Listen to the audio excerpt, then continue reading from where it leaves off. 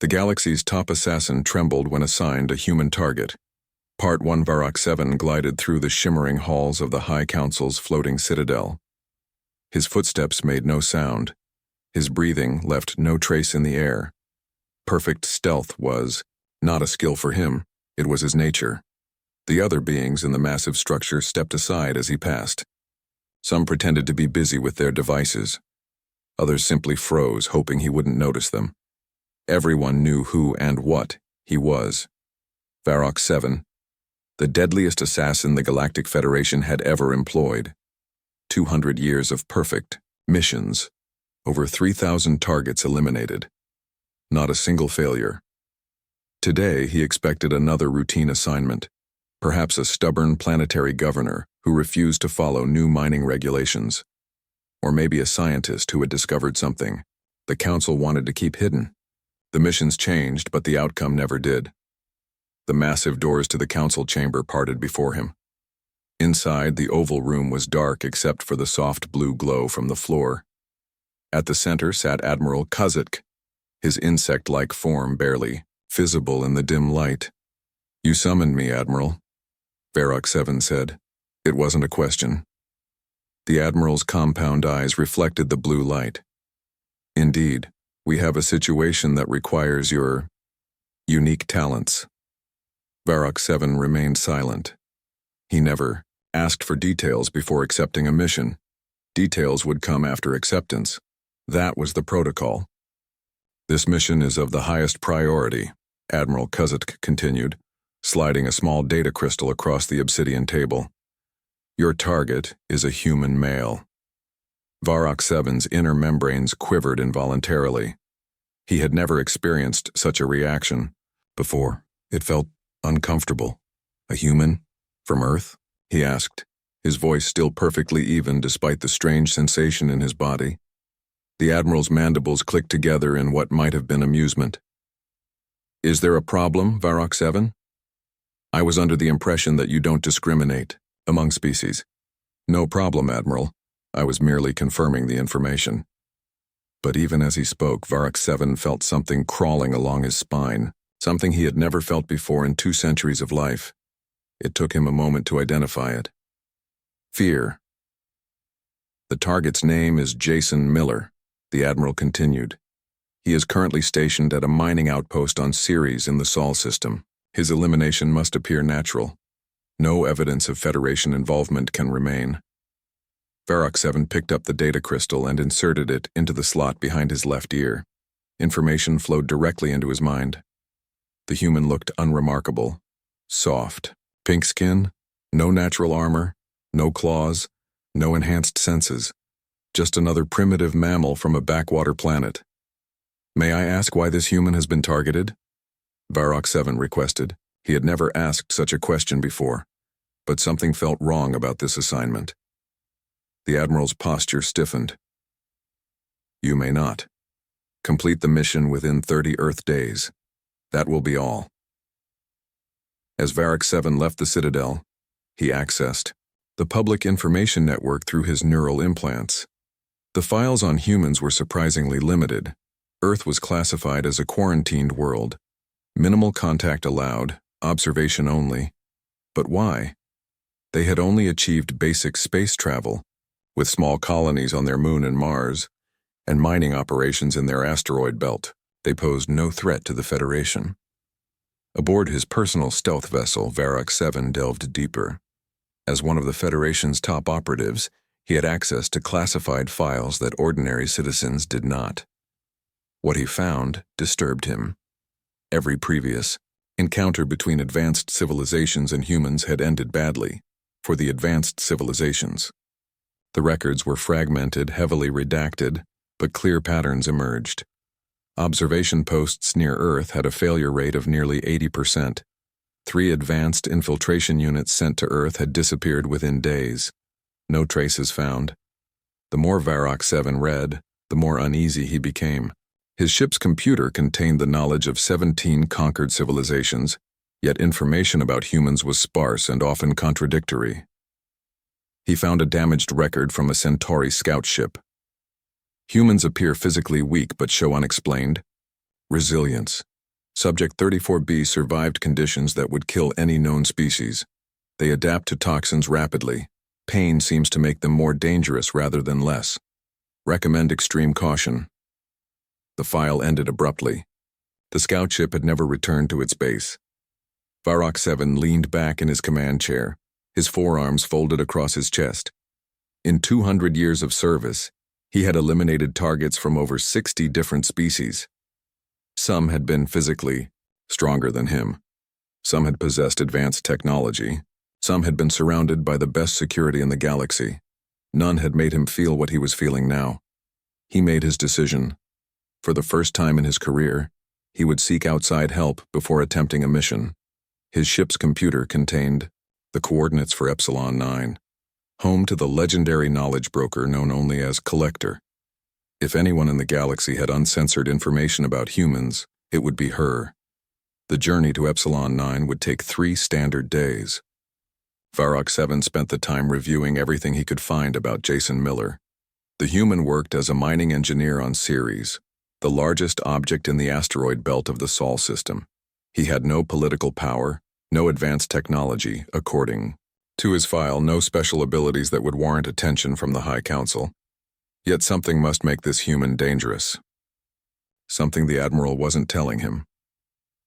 As his ship approached the sprawling space station that orbited the dead world of Epsilon 9, Varrock 7 prepared himself.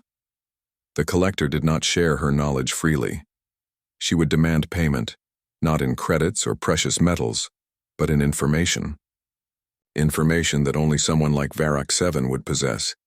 He would have to decide how much he was willing to reveal about himself and his missions to learn what he needed about humans. About Jason Miller.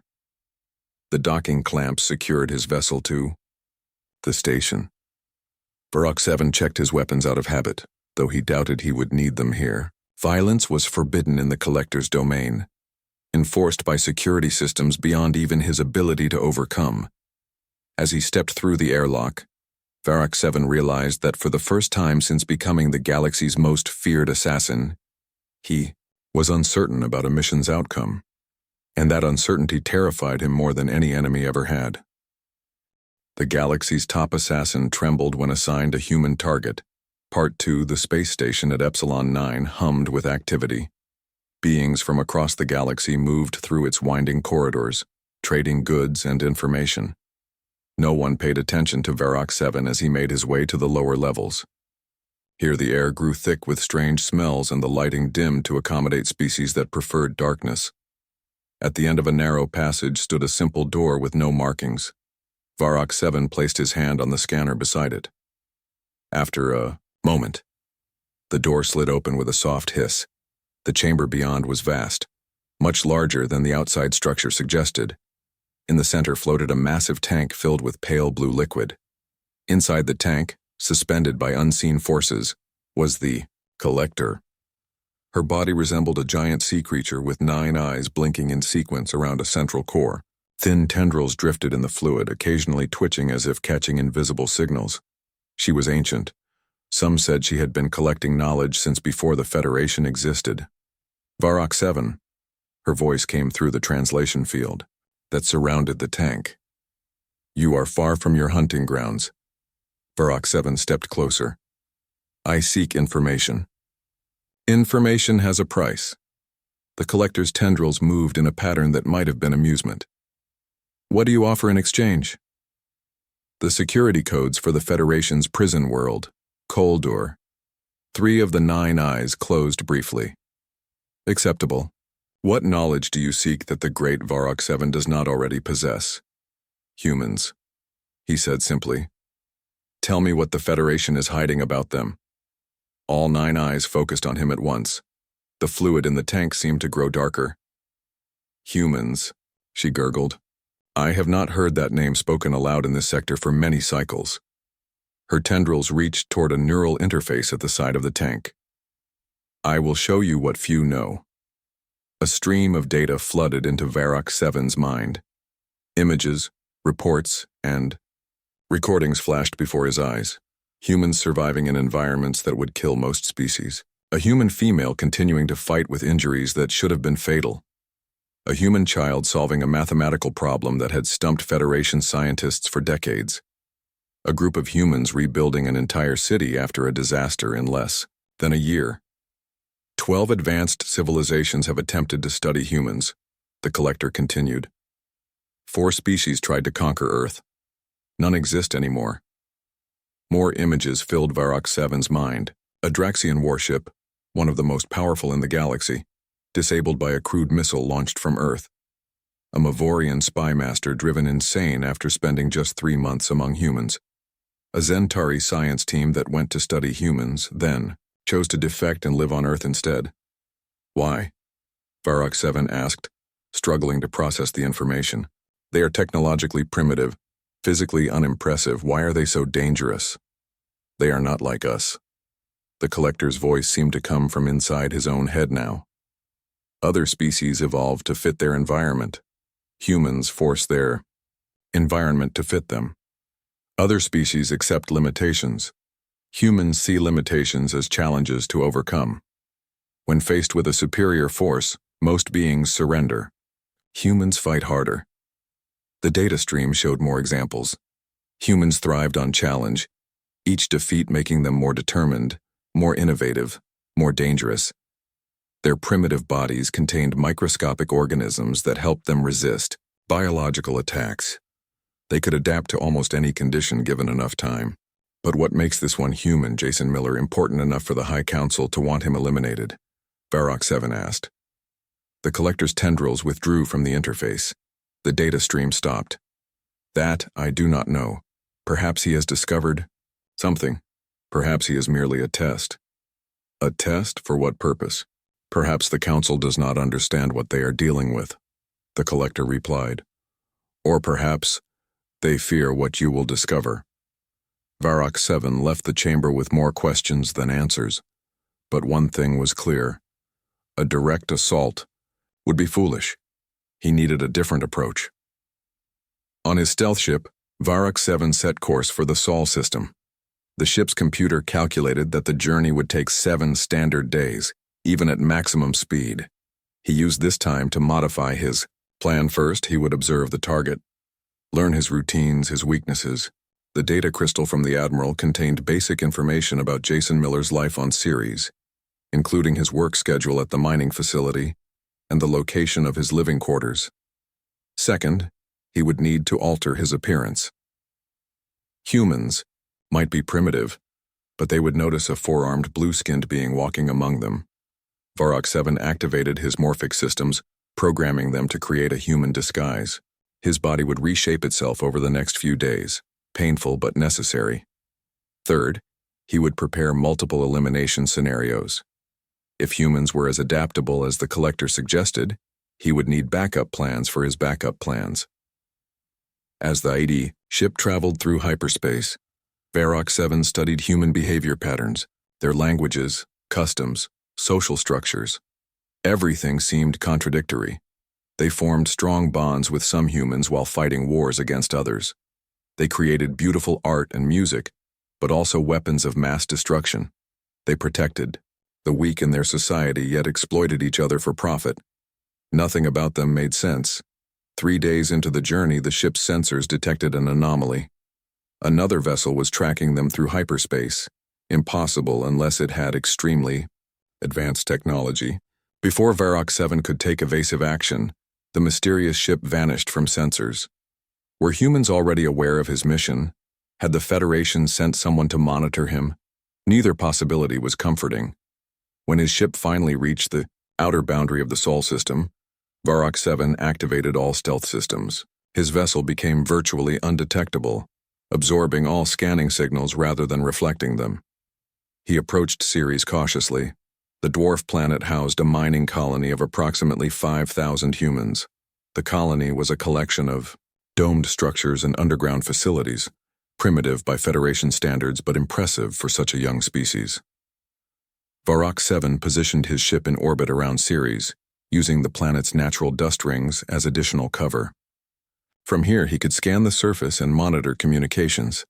He located Jason Miller's living quarters in Sector 7 of the main colony.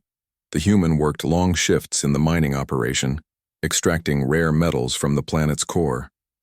Nothing in his daily routine suggested he was anything special, yet the High Council of the Galactic Federation wanted him dead. Varrock 7 decided to get closer. Using a small shuttlecraft with enhanced stealth capabilities, he descended to the surface of Ceres. The shuttle's external cameras showed a bleak, dusty landscape dotted with mining equipment and transport vehicles. He landed in a remote area and prepared for his first direct observation of a living human. As the shuttle's door slid open, Varrock 7, now disguised with pink skin and only 2 visible arms, stepped out onto the surface of Ceres. The hunt had begun. The galaxy's top assassin trembled when assigned a human target. Part 3 Ceres colony was nothing like Varrock 7 had expected. Despite being a mining outpost on a barren dwarf planet, it bustled with activity and life. Humans moved purposefully through the domed streets, talking and laughing. Storefronts displayed goods from Earth and Mars. Music played from hidden speakers. Varrock 7 walked among them, testing his human disguise. No one gave him a second glance. His skin now appeared, pink and soft, his forearms reduced to 2 by folding the lower pair into specialized compartments in his torso. He had even added artificial hair to his head, copying the short brown style common among the male workers. For 3 Earth days, he observed Jason Miller from a distance.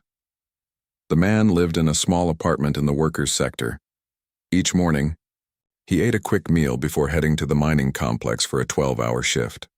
In the evenings, he often visited a place called Murphy's Bar, where he drank with colleagues. Nothing about the human seemed special.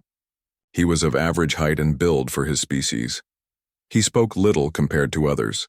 He showed no signs of unusual intelligence or physical abilities. On the 4th day, Varrock 7 decided to get closer. He entered Murphy's Bar just after Miller arrived and took a seat 2 tables away. "What'll you have?" a female human asked, approaching his table. Varrock 7 had prepared for this. "Beer, please," he said, mimicking the accent of the mining workers. As he sipped the bitter liquid, he listened to Miller's conversation with another miner. "Did you hear about the accident in Section 5? The other miner asked. Miller nodded. Pete got lucky. If he'd been 2 meters closer when that seal blew, he would have been spaced instantly. Lucky? Half his face was exposed to vacuum for almost 30 seconds before they got the emergency shield up. Doc says he'll lose the eye. Miller shrugged. He's alive. That's lucky in my book. Varrock 7 noted the casual way they discussed what sounded like a horrific accident. Were all humans this accepting of danger? As the night progressed, more miners joined Miller's table. They talked about work, complained about management, and shared news from Earth and Mars. Varrock 7 listened carefully, searching for any clue about why Miller might be important. Near the end of the evening, a minor commotion caught his attention. A large miner bumped into Miller, spilling a drink on him. "Watch it, Miller," the large man growled. Miller looked up calmly. "No problem, Benson. Accidents happen." "Wasn't no accident," Benson said, leaning down to get in Miller's face. "You cost me a week's pay with your safety report." The bar grew quiet. Other miners moved back, creating space around the 2 men. Miller stood slowly. "Your rig was leaking methane. You knew it and kept operating. That's against protocol." "Screw protocol," Benson snarled, shoving Miller hard enough to make him stumble back. "And screw you." Varrock 7 watched with interest. This might reveal something useful about his target. What happened next occurred so quickly that even Varrock 7's enhanced reflexes couldn't follow it completely. Miller moved just a slight shift of weight, a turn of his body, and suddenly Benson was on the floor, gasping for air. Miller hadn't appeared to strike him. There had been no obvious attack. Yet the larger man was incapacitated with what looked like minimal effort. "Get some sleep, Benson," Miller said quietly. "Your rig will be fixed tomorrow. You can go back to work." He placed some currency on the table to pay for his drinks and left the bar. Varrock 7 followed at a safe distance. This was the first hint that Jason Miller might be more than he appeared. The next day, Varrock 7 accessed the colony's computer system. His neural implants easily bypassed the primitive security measures. He searched for Miller's background information. According to colony records, Jason Miller had arrived on Ceres 3 Earth years ago. Before that, he had worked in mining operations on Mars. His file listed his birthplace as Denver, North American Union. No special skills or education were mentioned.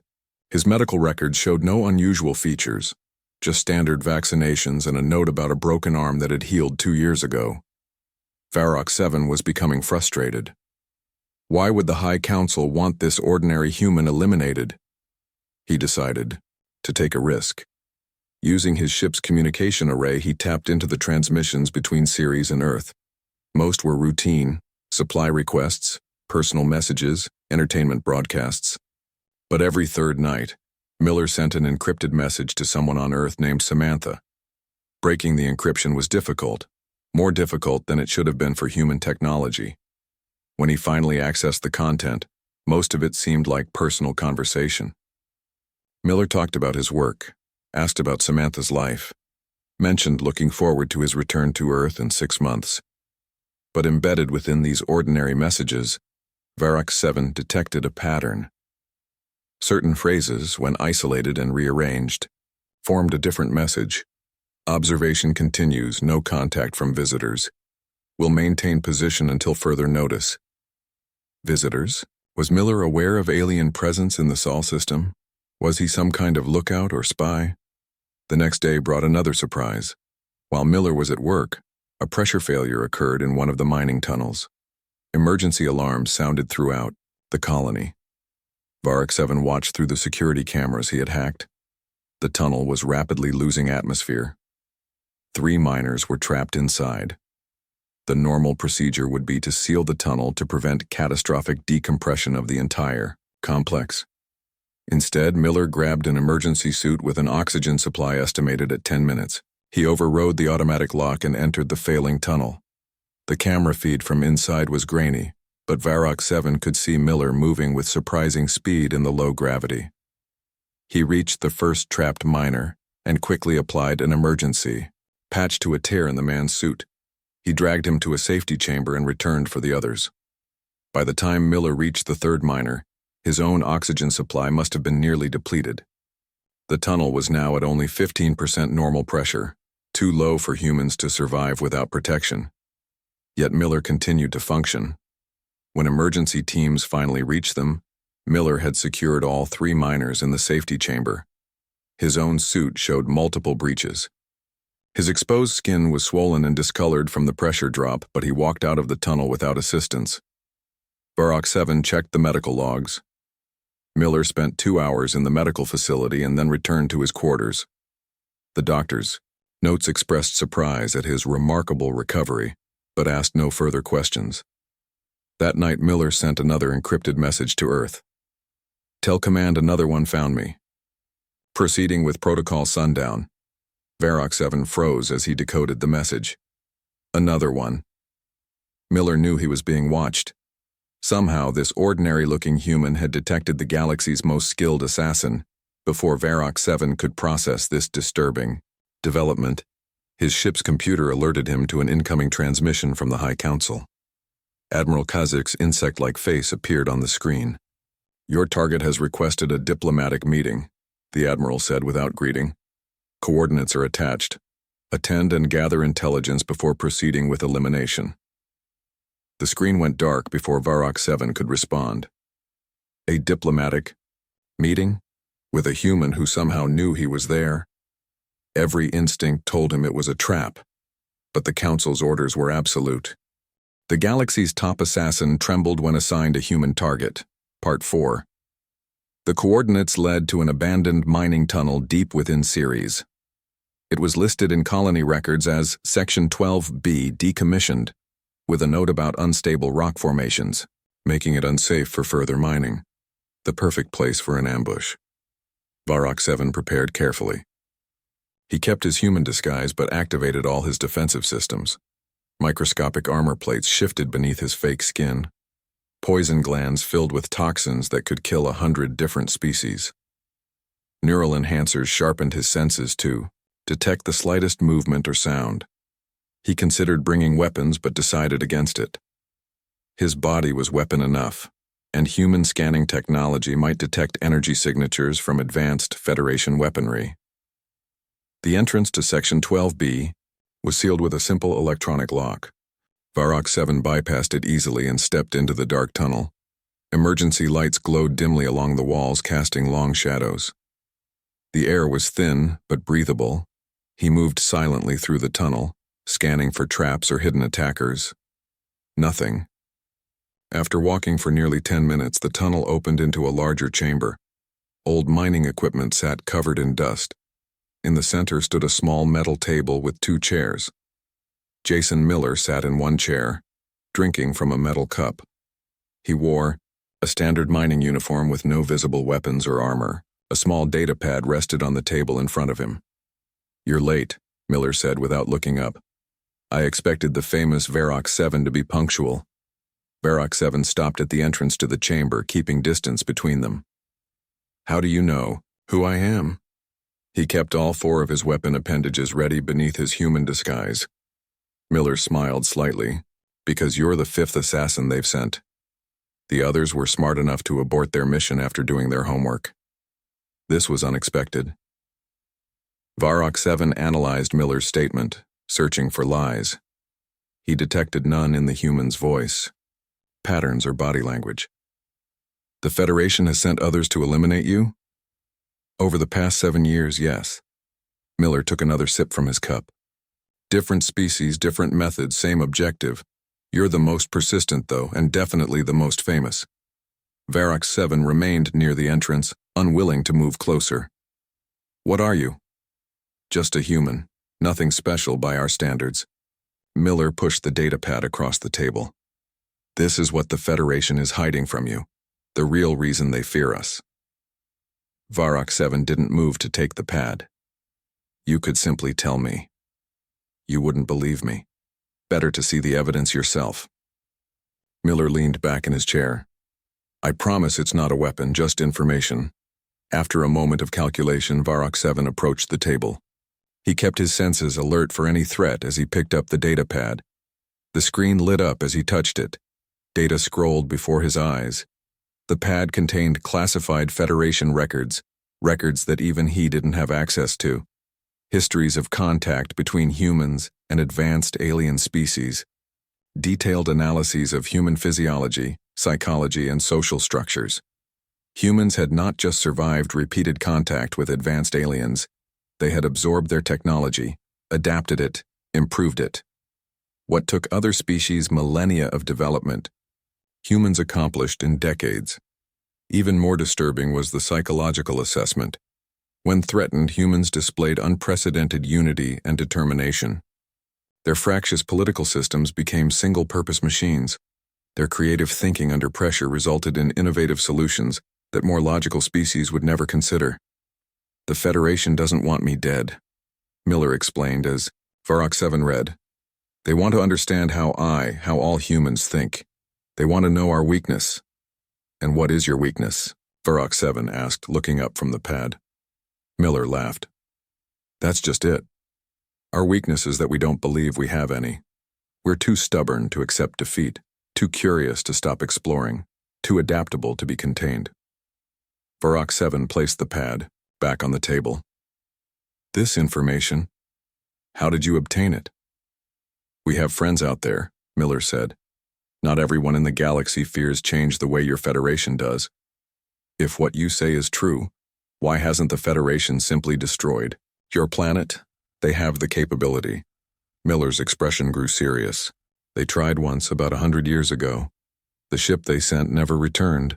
The second ship they sent to investigate also vanished. They've been watching us carefully ever since, trying to understand us before trying again."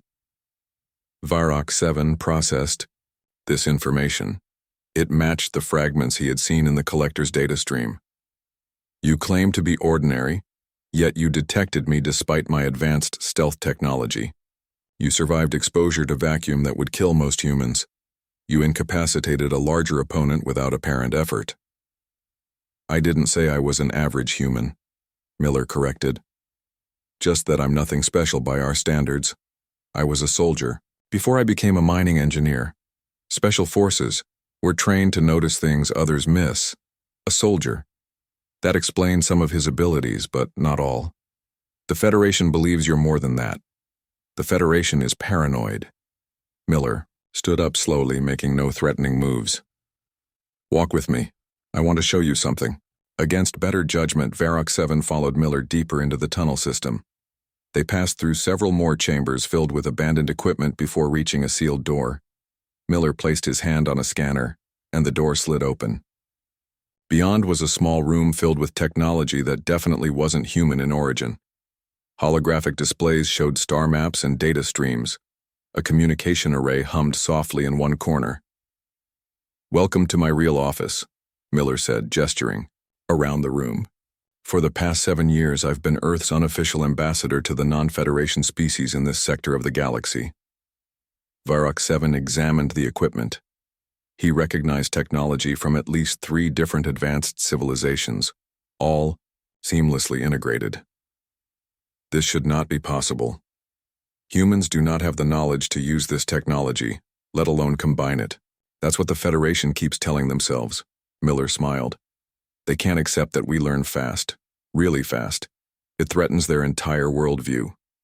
Miller touched a control panel, and a holographic image appeared in the center of the room. It showed Earth and its solar system, surrounded by dozens of small markers that Varrock 7 recognized as ship signatures. These are observation posts and scout ships from 17 different species, Miller explained. Some are hostile, some are friendly, most are just curious. We know about all of them. The image zoomed out to show the surrounding star systems, including more ship signatures near major Federation worlds. And these, Miller continued, are our own scouts. We've been watching the Watchers for decades now. Varrock 7 stared at the display. If this information was accurate, humans had already spread far beyond what the Federation believed possible. They had a presence near major Federation worlds, gathering intelligence, perhaps planning. "What happens now?" Varrock 7 asked. Miller shut down the hologram. "Now? You make a choice. Return with some fabricated success story or tell the truth, that humans aren't a threat unless threatened, that we're eager to join the galactic community but as equals, not subjects." Varrock 7 stood motionless, his neural processors racing. In 200 years, he had never failed a mission, never questioned an order. Miller seemed to read his thoughts. "Or you could try to complete your mission, but I should warn you." He tapped his wristband, revealing a crude but effective dead man switch connected to a device in the corner of the room. "This entire section is rigged with enough explosives to vaporize everything within a kilometer. Humans are really, really bad at dying quietly. The galaxy's top assassin trembled when assigned a human target. Part 5 for the first time in his 200-year existence. Varrock 7 hesitated. His mission was clear: eliminate the human named Jason Miller. He had never failed before. The weight of that perfect record pressed on him like a physical force. Yet something had changed. The evidence on Miller's datapad, the advanced technology in this hidden room, the human's calm confidence in the face of death, it all pointed to one conclusion.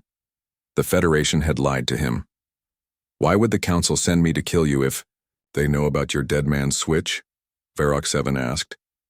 "It seems pointless." Miller sat down in a chair near his communication array. "They don't know about this specific base. They suspect I'm more than a simple mining engineer, but they don't know exactly what I am or what defenses I might have. That's why they sent you, their best, to find out before they commit more resources." "I am an assassin, not a scout," Varrock 7 said, his pride slightly wounded. "You're both. The perfect infiltrator. The Council wants you to get close to me, learn my secrets, then eliminate me in a way that looks natural. If you succeed, great. If you fail, they learn more about human capabilities through your attempt." Miller shrugged. Standard Federation tactics. Varrock 7 processed this analysis. It matched the information gaps in his mission briefing. "You seem very calm for someone facing the galaxy's most successful assassin." Miller smiled. "I've had a lot of practice staying calm in dangerous situations. It's a human trait, the ability to function under extreme pressure. Some of us are better at it than others." The data you showed me suggests humans are more dangerous than the Federation acknowledges. If that's true, why hasn't your species taken a more aggressive stance? You could have attacked Federation worlds. Why would we? Miller asked, seeming genuinely puzzled. We're explorers, not conquerors. Yes, we'll fight if threatened, but we'd rather make friends. He gestured to the alien technology around them. We've made alliances with a dozen non-Federation species already. Peaceful trade benefits everyone. Varrock 7 had difficulty understanding this perspective. In the Federation, power was always used to gain advantage. Your people are naive. Maybe. Or maybe we've just learned from our own bloody history that cooperation leads to better outcomes than constant conflict. A soft beeping sound came from the communication array. Miller checked it and frowned. Your ship just received a transmission from the High Council. They're getting impatient. Varrock 7 realized he had been in the tunnel system longer than planned. The Council would expect a progress report soon. They will send others if I fail. I know, Miller said. They always do. But maybe you could help change that pattern. An idea began to form in Varrock 7's neural processors. It was unprecedented, potentially treasonous, but logical, given the new information. What if your death was confirmed but you continued your work secretly? Miller raised an eyebrow. Fake my death? Interesting. The Federation would still be watching Earth, though. Not as closely. And they would trust my report that the human threat was exaggerated. Varrock 7 found himself developing a plan that would both complete his mission and preserve Miller's life. Your mining accident record shows several fatalities each year.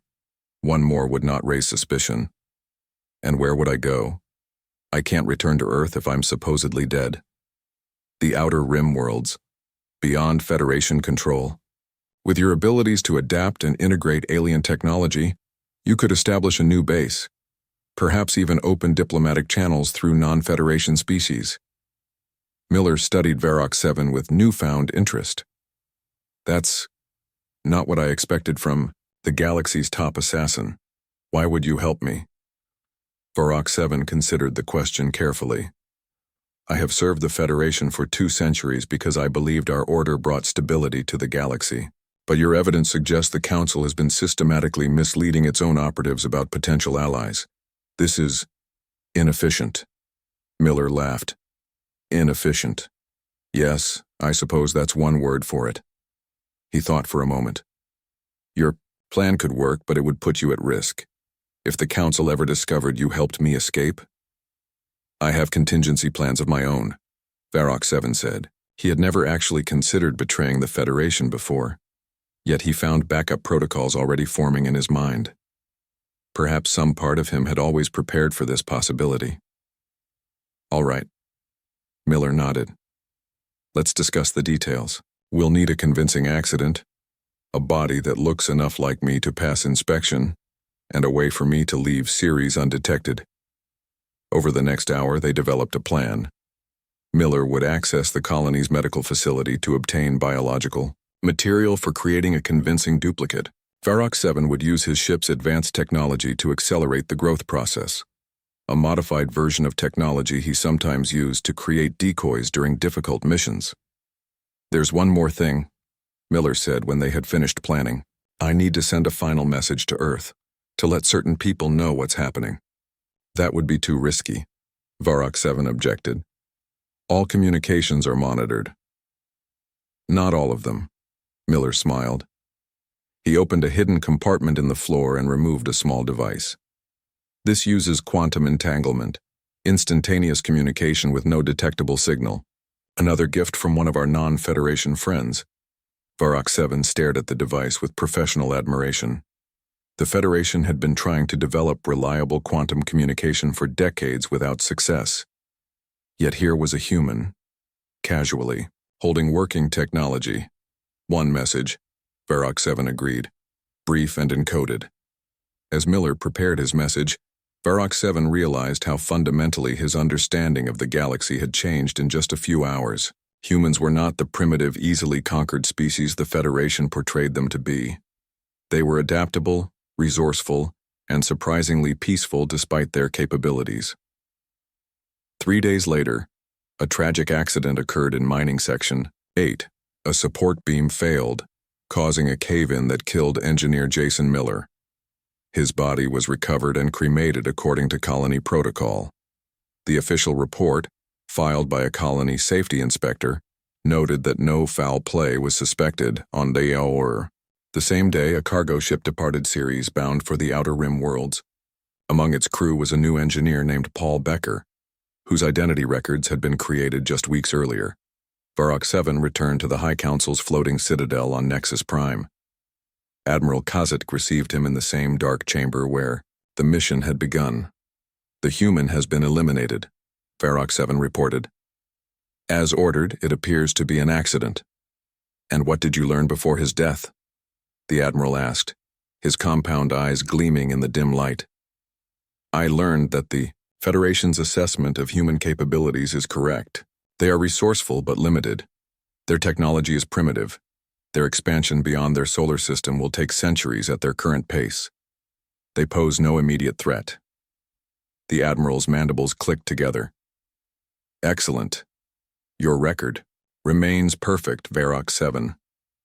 As Varrock 7 left the Citadel, he reflected on his 2 centuries of loyal service to the Federation.